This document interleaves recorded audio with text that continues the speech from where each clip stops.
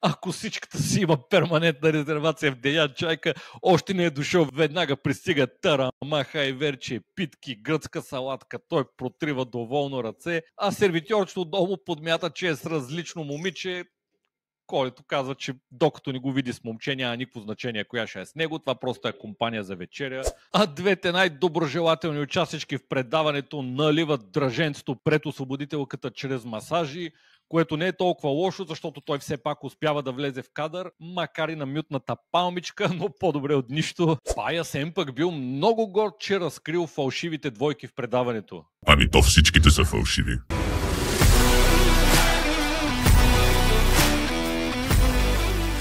Май е време да започваме и седмичния. Или не точно да започнем. Какво стана? Обвинявам изцяло мембарите на канала, които даряват пари за бисквиди на модераторите и сега свикнаха на лукса. Ето тук се вижда, че са надушили. Какво желаеш? Какво има там?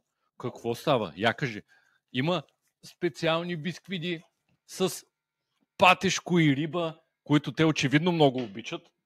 Чакай, ако може мембарите да спрат да дават пари на ряпата да им купувам такива глупости, ще е супер, за да можем да си водим спокойно подкаста. Вече отпочинали модератори от планината на линия, даже по 2 бисквиди днеска им се полагат да възстановят, да не губят мускул, както казват и ни участници в Гения. Какво посягаш ти? Ти защо посягаш? Не си ти наред. Първо, на по-послушните кучета. Няма да... Виж тук. Фокусирай се тук. Кой ще улови първи? Модераторка води се 0-0. Ако ме оплюеш. Ама дъвчи, глупендер дъвчи, има още. Да, има още. Да, още от скъпото. Сега да видим кой е по-разтегнатият. Мале пластична модераторка, точно като кебабченце. Ти искаш ли да не получиш повече? Я видим сега дали аз не мога да си го изям сам. Шата смачкам, загризама, ама и аз съм за бой. Проби ми джуката, мога да слагам обеца направо. Нали? Защо ме захапа ти? Ти защо ме захапа? Не се приема извинението. Бубата защо не ме хапе? Тя само си грухти. Ти защо ме заръфа? Кой ме захапа? Защо ме захапа? Как ще правя подкаст сега? Как да правя подкаст с пробита джука? Не гледай виновен. Гледа много виновно. Няма, страшно е моето момче. Това ти е 916-то хапане. Айде, казвайте чао. Казвайте чао. Бубо, ти ще тръгваш ли? Още искат, но няма. На диета са. Добре, заръфа ли ма ти? Айде, чао, черяпата идва, казвайте чао. На модераторката ни трябва повече, само и казвам, че е свършила храната и тя си пали. Време е за бой. Добре, после ще ходим да се топим сиот или да джубурим с ракия или което там е на дневен ред. Сега да видим какво се случи аджеба миналата седмица от петък в това толкова некринджаво предаване диви и красиви и въобще случи ли са нещо. Само да дойде Репе, че той върти между реалитетата на живо, хой да ги гледа, кой го знае всякъде е бил.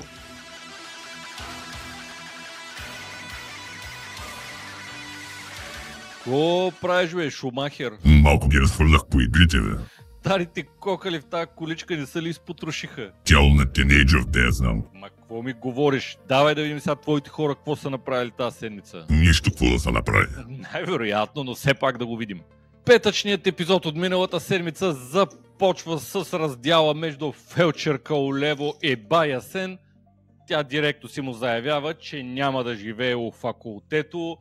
Той се чуди какво да каже, като е права, но лекичко така и предлага, че ако иска може да цъкат за ефирно време. Ама така няма да е по любов. Да, то пък всички вътре за любов да играеш за ефирно време не е окей в това предаване. Предполагаме, че и никой друг не го прави. А пък някакви козички мислят пъклен план как да накарат квадратна батка да даде гривничка на майката на Божигол, защото той загуби играта, нея някой трябва да я спаси. Все пак не искат да оставят малкото детенце на 33 години Божко без майка си, която е на 22. Това и в етносите го няма. Дори и там не може да се случи, да. Обаче квадратна батка е твърдо решен да даде гривничка на обвързана участничка кисела на лимон, но да видим, тя може би ще приеме и ще остане. или просто е картица на продукцията. Ето по реалитетата няма картици. Да, той това е вярно. Продукциите нямат картици в предаването. Значи просто не изпитва никакво влечение към никой от вкъщата, освен към приятеля си отвън.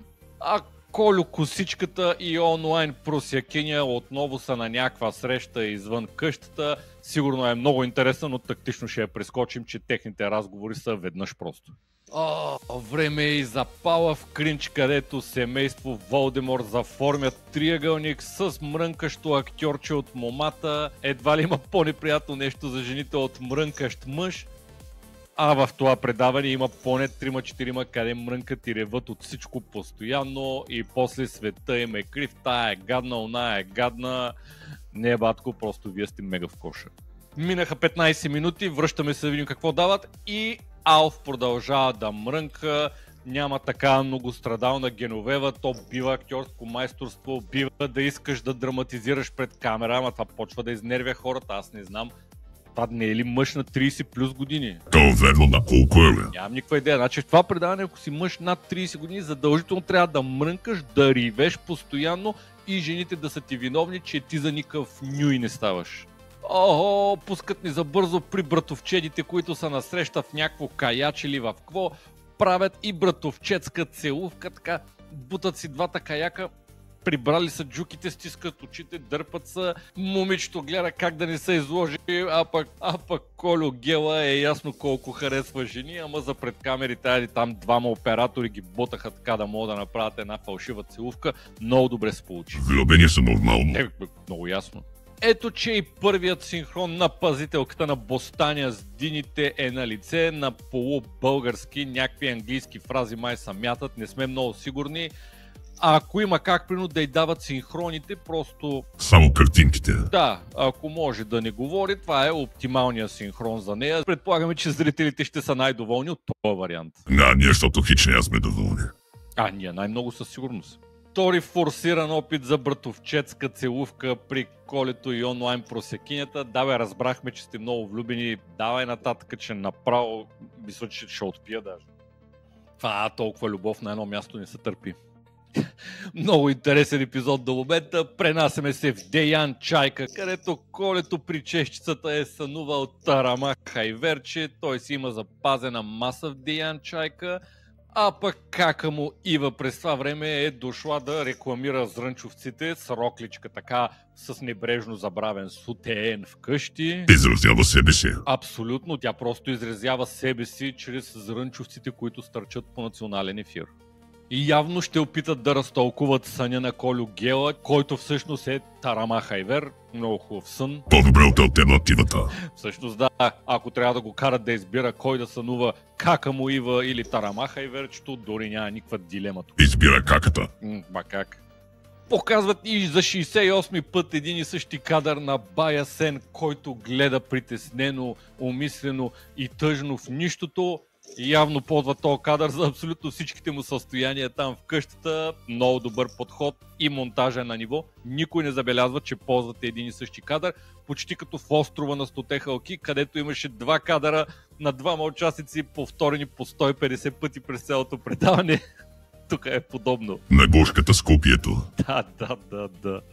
И на прозорливият търговец как се взира в нищото. Най-накрая нещо интересно ще се случи в тази серия. Отварят Пица Лаб в конкуренция на Деян Чайка. Да видят хубаво ли е, дано да си повишат качеството на Тарама Хайверчето, че Колето ще смени дестинацията. Писал си втори синхрон на Дръжето в предаването, който благодари за яденето и пиенето. Да, и какво? А кой е Дръжето, брато? И Дръжето как кой? Ма това някакъв участник в предаването ли? Да бе, това братле с прецакания договор. Това той къде е имал по договор един синхрон на серия? Ясно. Добре върви, за сега по договор се движим. Даже му дават и трети синхрон, но вече не се разбира много какво казва, защото Рикията е играла и малко е Той май така си говори. Може и от това да е, да. И започва церемонията на кринджа. Всички мъже са ги облекли като келнери, а само воайора е облечен като водещата на новините в 8. Някакво много странно. Жените ли? Не бе, в мъжката част си просто си е избрал женски аутфит човека. След кимоното това реално е градация. Добре, Дражето е изпил вече 1 кило плюс рикия и го дадат само как се люлее като на Фатал от Mortal Kombat. За момент ще си каже човек, че продукцията иска да му направи профила на оттайката вътре. Не, сам няма. Да, и аз не вярвам. Те продукциите по принцип не сглобяват профили на участниците от монтаж. Не. Почват да се карат нещо на церемонията. Накратко, никой не вярва, че има влюбени в тая къща. Не може да бъде. Да, не дума е и ние паш отвярваме. Хубаво, че дараха думата малко на квадратната батка да поговори, тъй да се посмеем. Имаше някакви уникално умозаключения, които за съжаление не помним. Ценен кадър. Наистина. А швейцарската чекийка продължава да налива мрънкащо актьорче от момата. Какво иска повече? Отиде при воайора, сглобиха си семейство Волдемор. Какво й е направил толкова този човек? Но си личи, че нещо я е яд. Няма значение, важното е ефирно време да има. Той пича, като знае, че го дават в кадър, седи, само клати главата, съгласява се. Батко, тегли една майна, какво само мрънкаш, какво се правиш на вежливия лост? Все едно ще дойде края на света, ако малко стъпиш си един крак на земята. И започва най-накрая подаряването на бижутата. Няма никакви изненади. Квадратна батка дава гривната си на обвързана картица на продукцията. Тя естествено я отказва и така спасяват на Божи гол маминката. Ох, каква изненада, никой не го очакваше. Уникален твист. Супер изненада. Добре, че не се потвърдиха подозрението, че това момиче е вкарано да може да спасява сюжетните линии. Въобще не изглеждаше така. И съвсем случайно в подкаста, в който гостува след предаването, тя вече е влюбена и обвързана. Как по кога? Точно както преди предаването. Епизодът в понеделник пък си започва с размазан кадър на Дражето как спи. Ето там. Това му беше. Стартират с него, стига толкова зад понеделника. Може направо да си пусне следващия епизод, ако иска да се види. Божи гол обявява на синхрон, че той и майка му много си кликвали, си вайбвали, си пасвали. Едно и също предаване ли гледаме? Май, друго реалити гледа наистина. А квадратен участник закусва креатинче, подмятайки на локалния доктор. Не може ли да измислят вече нещо, някакъв шприц импровизиран, че тук ще падне мускула, ще изпикае формата? Че то може ли така? Не знам, по договор може и да се оговарят. Някои хора подписват договори, ако им подсигурят ефирно време, други могат да си искат шприц. Ама кожен или? Какъвто им е нужен. Заявява, че ще краде на Божи гол милвчето, докато го държа още тестостерония, че после и там ще заминат вибрациите. Давай докато цикъла държи. Как така цикълвен нали е муж? Той е друг бе, моето момче. Тикъв човек си. Нищо не разбрах, махуло. Това предаване явно всички са решили да стрелят по майката на Божи гол. Бая Сен и той е заречен да стреля на там. Какво става тук? Мащо така? Нямам никаква идея, просто на никой не му се отпада. Фелчерка улево заявява на синхрон, че тя въобще не била глупава. Бех пуснал възражение. Поне за нея сме сигурни, че го вярва. Топ кадър край басейнчето тире гьол, където Бая Сен се жалва от фелчерката, а манекенче и батка се мажат с Коко Солис. Уникален кадър. Поне да се мажеха взаимно. Да, ще да е много по-яко, ако се мажеха взаимно. Поне на един от двамата много ще му хареса. Нали, Коле? Нохо, синхрон на Дражето. Тамън да каже нещо и го отрязаха. Това му беше квотата за този епизод. Трябва да се спазват условията по договора. Ще правят някаква игра по един рунд чувалче, 10-15 минути клишета, половината участници даже не ги дараха какво казват. Айде по-бързичко да минават на зубрените фразички и да почва боя, белки им стане нещо интересно. Да си направят един Роял Ръмбъл. И ние това чакаме. Дават и поредни синхрони на пазителката на любениците, ама е някаква много облечена. Какво става? Това е загуба на ефирно време. Трябва по договор, като влиза тя по следващото предаване, всички синхрони да са минимум по-бански. Или без бански. Или така, ако има възможност, да. И играта приключва с абсолютно ненареден избор на победител, където водещата, в чието ухо диктуват кой трябва да иде да среща, съобщава, че каква изненада отново Колю Гела е бил най-искрен, а от жените майката на Божи гол печели. Грам не е скалопено това. Те даже му казват на Колето, че печели, той такъв се чуди. Знае, че е лъгал, мазал нещо по играта, а пък то беше за кой е най-честен. Няма проблеми. Щом продукцията каза, отивай, запазили са ти твоята масичка, тарамичката се прави, няма лабаво. Абсолютно заслужен победител. Да, той си я спечели абсолютно честно и аз това казвам. Зорли ще го мъкнат на 35-та среща поред. Това май в реалитетата се казваше Winner's Edit, ама да видим. Той ли ще печеля? Почти сигурно. Още някакви хора влизат в предаването, те тъмън щяха да пускат кепенцата, че свършва.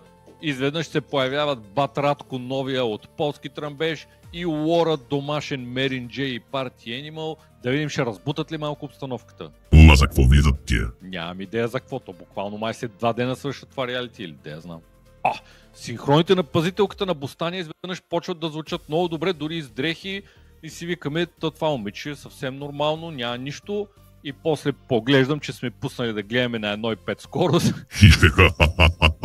А ако се да учи да говори с тази бързина, идеалка ще е. Цена няма да има, викаш. Или не точно? Ще имате някакво коктейлче, но всички точки обира воайора, който пристига с аутфит Хана пенюар диск. Дали е негов този пенюар? Представяш си да е него. Взел го е там от някой от момичетата просто. А майката на Божи Гол се решава да го изрита от семейното гнездо. Той обаче не е съгласен, вади и купища доказателства, че във филмите за възрастни тези връзки се получават много добре. Това говорим ли го? Абсолютно. Доказателство е, че в реалния живот това работи.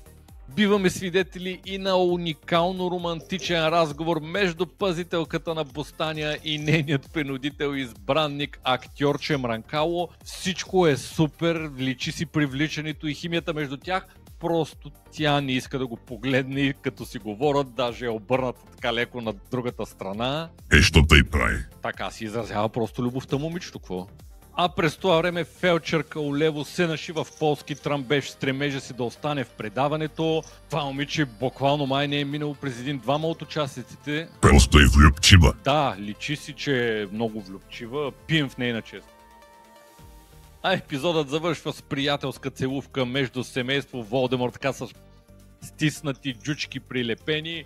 После нямало любов в тия реалитета. Къде сте, бе? Не гледате ли малко тук за какво става? Просто то не е страст, то не е привличане. Не знам как се сдържат и още вътре да не се оженят. А накрая фейк лекарка нашмулена на куче с рикия се люлея и калне баясен, че бил фейк. Присмял се хърбел на щърбел. Малко да, ама то е нормално за тия реалитета.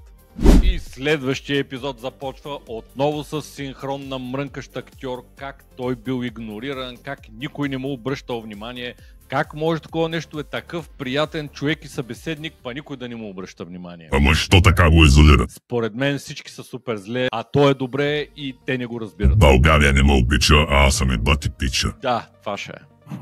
А Божи Гол обяснява на синхрон, че редовно квичал като кучка и бил свикнал жените да го режат. Невъзможно. Абсурд, не вярваме на тая информация, според нас е точно обратното. А семейство Волдемор, които така търкаха уснички прилежно един в друг, обясняват как не виждали химия в другите двойки. Айроник. Им чуш, че това предаване е направено цялото в ироничен стил, де я знам. А пък Колю Тарамаха и Вера къса рязко с онлайн просякиня и ще краде майката на Божи Гол. Взимай брутално много от ефирното време. Неблагодарни. Абсолютен какъв буклук, батко. Тук има повече предатели от в Трейтърза. Да бяха сменили двата каста, ще се получи много по-добре, вероятно. И в двете предавания. А майката на Божи Гол вече официално се е отрекла от него и ще лови ефирно време с колето безопасната игла. Знае. Абсолютно, ако търсиш камерите, такъв като него е перфектен. Нищо няма ти направи, няма табарне с пръст и постоянно ще снимат, тъй като Уинър седите е покрай него. Много умно момиче. Тражето пък си получава нужните 3 секунди ефирно време по договор с чаша и скричка в ръка и един пояс, къде го е нахмузил през кръста на 1,20 дълбочина. Явно очаква толкова много да се смаже с рикия и скричка, че не ще му трябва. А Божи Гол пък ще си разменя партньорите с Колето Тарамичката. Колю му взима майчето, а пък той му взима онлайн просякинята. Няма проблеми, върти случай там да има някой за играта, за предаването и нататък какво стане. Обаче онлайн просякиня не пуска кокала. Демек камерите. Точно така, натиска Колето, знае къде е ефирното време, той не иска да говори с нея, чуе се къде е с кредо, тя го преследва и продължава да го товари, знае наистина за какво е дошла. За любов за какво? Да, и аз ставам предвид. Тук явно е модерно това предаване, като те отрежат да обясняваш колко ти е готино, как ти е супер, ала бала. Първо актьорчето позорче го разправяше това преди 2 епизода, сега и онлайн просекинята направо е на върха на щастието, след като са отхвърлили в ефир. А ние вярваме ли им? Вярвам им естествено. Колко пъти сме казали, реалити героите не лъжат, те казват истината, а онлайн просек реалити герой няма как да не казва истината, то просто няма друга опция. А изоставен актьор, няма синхрон вече, в който да не се е прегърнал сам, излъчваш толкова сигурност и мъжественост, да си се прегръщаш сам, да мрънкаш, да си жалваш, та не ме харесва, она ме отхвърли, то ми взе жената. Бие на плазмоди. Еми малко или много да. Объркал е предаването, трябваше да влезе в предния ерген, където Мак Папазова лекуваше такива като него с терапия с възглавнички, гушваш една възглавничка и тя ти става най-добрият приятел, щеше той да се впише перфектно, обаче просто лош избор на формат. Отново. Да.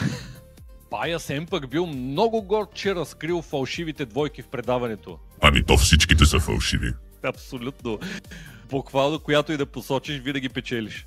2-секунден синхрон на Дръжето, който констатира, че играли много интересна игра. Това е тая игра. Не помня, ма явно била много интересна. Хубаво ще играят някаква игра, ма да бяха обяснили правилата на зрителите. И на предаването също, ако може. Всъщност, да, ние не знаем правилата на реалитито, камо ли на някаква игра вътре. Кой ще се занимава с такива дреболи и подробности, за наградата да не говорим, още не е ясно каква е. Пореден синхрон на Дръжето, който казва, че по време на играта е гледал VAR и на камерите си е виждало, че лъжат, но продукцията в ролята си на Хауърд Уеб подпира отново кой? Тарамичката, не. Естествено, поредна победа и ще ходим на тарамичката за 68-ми път. Направо почвам да се чудя това да не е някакъв семейен ресторант там Деян чайката на колето, защото те други буквално не стъпват вътре. А новосформиралата се двойка обаче ще ходи на Филаделфия комбо в Хепито, само че трябва сами да си го сглобяват. Много скъсана поста. Такова е, батко, няма пара продукцията да им поръчва сглобено комбо, така че ще си цъкат на направи си сам. Колето сега си мислеше, че може да е в Деян чайка и да жули тарамичка, вместо това ще го карат да свива водорасли с ориз. Ай малко по-сериозно. Минаваме и към следващия епизод, където явно продукцията най-накрая надушила, че половината участници не могат да вържат 2 изречения, затова ги карат да пишат писма един към друг, че да е по-ясно, особено ако писмата така са леко подбутнати от продукцията, какво да се каже, ако не се сещаш, разбира се. Невинна помощ. Да, знам, че редакторите никога не се опитват да манипулират участници в реалитета, но може би съвсем леко така са помогнали. Няма как да е иначе. Та тъпа игра започва с писмото на воайора, който е трябвало да напише писмо към някой, но вместо това той го пише към себе си и се самовъзхвалява в него. Нека са по работа, де. Да, аз не мога повярвам просто да какво съм свидетел, да правя, ако има някакъв мост наблизо да скача. Повечето писма са някакви блудкави клишета, само на Колю майката и Никито косичката наливат онлайн просякиня. Тя май не се дърпа. Ма няма значение, важното е да си в кириза, да има ефирно време, дали ще обичат, дали ще наливат, дали ще псуват на нея и е все тая, давай да се говори за нея. А фелчерка Олево моли с писмото си бая Сен да ни я гони от предаването, той заявява, че въобще не е глупав и не могат да го манипулират и затова и прощава и казва, че няма да я гони от предаването. Тополоните. Какви с тия хора, аз направо не мога повярвам.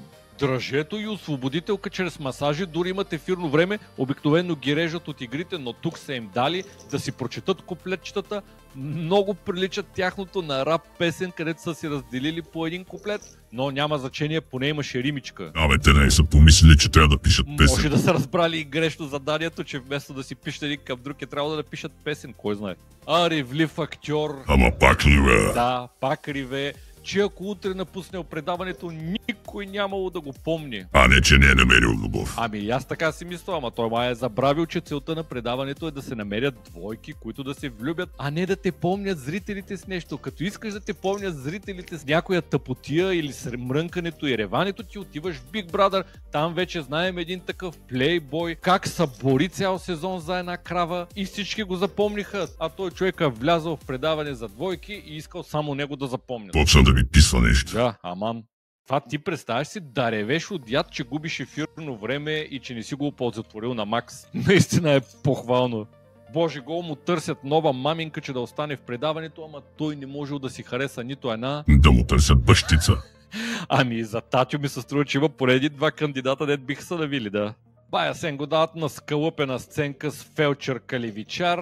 Явно и на двамата ни им се прибира. Той едва ли е толкова в коша, че да не знае вече, че тя е улево, но не му се отпада на човека и затова ще играят някакви ефтини театърчета. Супер. Или може да са се излюбили. Може, как да не може.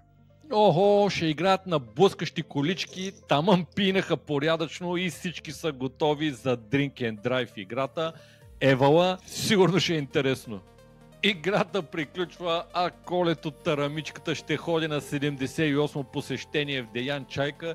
Ако случайно не си спечели играта, тя продукцията му я подарява, така че във всички ситуации той ще яде тарамичка. Вероятно го има вече в договора му, сега се замислям. Ако няма поне 10 кила изядена тарама, няма да участва в предаването и продукцията гледа да се съобрази с тези условия. Ама останалите участници, що бяха толкова назад?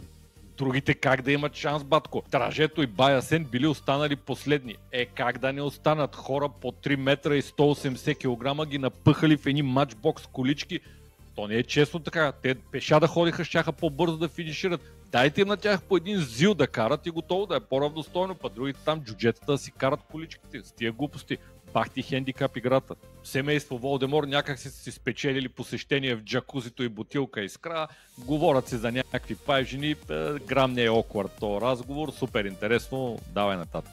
А двете най-доброжелателни участнички в предаването наливат драженцето пред освободителката чрез масажи, което не е толкова лошо, защото той все пак успява да влезе в кадър, макар и на мютната палмичка, но по-добре от нищо. Ма за какво са го мютнали?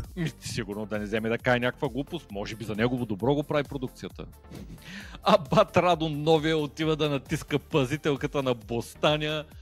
Актьор, позор, само като го вижда този момент, отива и директно иска да му мерят кръвното, събира границите, лошо му е вече, ама и той грам не се напъва да си запази отношенията с който и да било. Нещата са бора за теб, човек. Той практикува обратното на шисабора за теб, човек. И следващият епизод започва с грам не кринджава реалити сценка между Колето Тарамичката и на Божи гол майка му. Ако има участник, на който толкова да му личи, че не го привличат жени, за съжаление това е Колето Косичката. Добро момче, възпитано, прилично се държи, но толкова много си личи, че грам не се кефи на жени. Изгледали сме какви не реалитита, дори и Викито Ергеят се опитваше да имитира някаква привързаност към жените, колкото и да му се повръщаше от тях, но Колето дори не си дава зор, просто се държи учтиво с тях и е перфектният партньор за ефирно време. Знаеш, че нито ще закача, нито ще притеснява, нито ще иска нещо от теб и ще ви дават постоянно. А и приятелчетата му са... Почти сигурно е, като го видиш само из какви хора бръмчи извън предаването и ти става повече от ясно на къде върви работата. И с кой бръмчи? To the left. Бръмчи с Бейонсе ли бе? Не бе, глуп. Как ще излиза с Бейонсе? Направо даже няма ти обяснявам. Бейонсе, бат. Умряла Бейонсе да излиза с Колето Тарамичката. Разговорът между двамата вървита се не спира и привличането е на лице, особено от негова страна. Но не колкото тарамичката го привлича. Да си имаме уважението, ако трябва да избира между тарамичката и най-красивата жена на света, тарамичката all the way. Наистина прекалено очевидно към кой пол има предпочитание това момче. Към жените. Да. Охо, Дражетов синхрон и в реалити сценка с звук. Тук има нещо гнило. Да, явно ще се случва нещо, иначе без шанс да го дадат това. Никога няма го пуснат. Той е силно разочарован от партньорката си, защото му се клатило на куче, а тя дори така професионална помощ не иска да му окаже, за да му влезе в положение, ако той не може да влезе в нея, примерно. Ма каква е тази професионална помощ? Професионална помощ, масажче, това, онова. Ма с хепи-енд или как? Не знам. Онлайн просекиня и сие били с много искрени намерения в предаването. Те поне не лъжат за това. Така е, поне не се крият, че са вътре за фолуари. Те предполагам, че не точно това са искали да кажат, но ние го разбрахме, няма страшно. През това време пазителката на Бостаня лекичко обяснява на ревлив актьор, че не го бива и за никакъв нюй не става. Той не се ли ядоса? Всъщност не спореше, по-скоро клатеше глава в съгласие. Знае, че няма да ги бъде. Знае естествено, как да не знае. За съжаление, момичета като нея във външния свят никога не оставят сами, дали по техен избор, дали не. Тук се личи от километри, че тя дори няма по бузата да целуне някой, повече от ясно е, вънка си я чакат един ли, двама ли, повече ли. Кофти е, но в тия среди най-красивите момичета си ги подмятат и си ги прехвърлят и те почти нямат думата, няма и какво да направят. На нея супер много и личи изписано и е по лицето една такава безпомощност и незаинтересованост към каквото и да е, ама така е, батко, като се навреш тия среди, като си имал проблеми, запознаваш с неподходящите хора и никой не оставя най-красивите момичета, просто е така да си стоят сингъл. Никакъв шанс. Не можеш да се измъкнеш по някакъв начин, нещо да си тръгнеш. Може, но най-вероятно не искам. Виждали сме на едно и две доказателства, къде случайно, къде не чак толкова, на толкова добре изглеждащи момичета, които го раздават много примерни, много праведни, с тежък живот, как искат да пробият и като им отвориш чатовете, вътре директно се пише инструкции, къде трябва да идат, с кой трябва да идат, какво трябва да направят и направо ти става лошо. Първия път, като го видяхме, това беше малко шоково. След това се случи при още няколко различни момичета, абсолютно същата процедура. Реално това са нещата, които се случват в живота, но никой не говори за тях, но този тип момичета живеят такъв живот, за съжаление. А няма ли шанс просто да си е сингълче отвънка, патроните да я занимават, да си прави каквото си иска? Абсолютно никакъв шанс. Направо сме се хващали за главата с колко такива хора си коментират, какви уговорки си правят. Просто е страшно, а тя е и яко в чалга средите хостеси, барове, там сигурно е по 10 тази ситуация, по 10. Let's go, дръжето ще реже освободителка чрез масажи, защото тя не иска да практикува професията си върху него. Но, значи заслужено. Прав е, тя толкова много други мъже е освободила, а него го пръска от напрежение в това предаване, за него сме. А бостанната пазителка не знае защо продължава да налива нейното актьорче, позорче, той се е прегърдал човека, съгласява се, да така е. Тя го пита, що не се бориш за мен, ако дойдеш челготеката и ма заговорят, и ма дърпат, какво ще направиш? Какво да направим, малумна ли си? Ако всеки път, когато някой заговори красиво обича, ти ходиш да се разправиш, то ще става бой през няколко вечери. Ама тя като не е свикнала да връща, като я заговарят, така е, чака някой друг да свърши тази работа вместо нея. И тя какво да направи? Какво трябва да направи, като дойде някой да му тегли една майне да се разкара, няма всеки път да идва приятели и да каже, брат ти, какво, що трябва да се бият нон-стоп, малумна ли си? Просто който целият му живот е в челготеките и е свикнал така да комуникират с него и така да си я придърпат, си мисли, че това е единствения начин. Ако всичката си има перманентна резервация в Деян Чайка, още не е дошъл, веднага пристига тарама, хайверче, питки, гръцка салатка, той протрива доволно ръце, а сервитьорчето долу подмята, че е с различно момиче, който казва, че докато не го види с момче, няма никакво значение коя ще е с него, това просто е компания за вечеря, на Божи гол майка му мига на парцали, не знае какво става. Дали се усещат там? Според мен, доста голяма част от хората вътре знаят, просто се правят като в Ергения. Всички знаят, че Викито е гей, но никой не казва нищо. Скрихте го спокойно. А бат Радо новия и той натиска пазителката на Бостаня, защото не ги виждал като двойка с спихналото актьорче. Споко, брат, никой не ги вижда, само че никой не я вижда с когото иде от къща, защото отвънка чакат поне 2-3 патрона и ще гърмат шамарите, ако направи нещо от това предаване. Казали са и да влезе, да си вземе някаква популярност, но да не прави нищо, защото като излезе ще трябва да се отчита. Сигурна ли е работата? Просто educated guess е това. А фелчерка отлево се посира от риване на гърба на бая Сен, че щял да си ходи. Но заради него ли риве? Не естествено, риве, че ще си тръгне най-вероятно тя от предаването, ако той замине и с него ще си замине и ефирното и време. Затова риве. Умряла ти тя за него.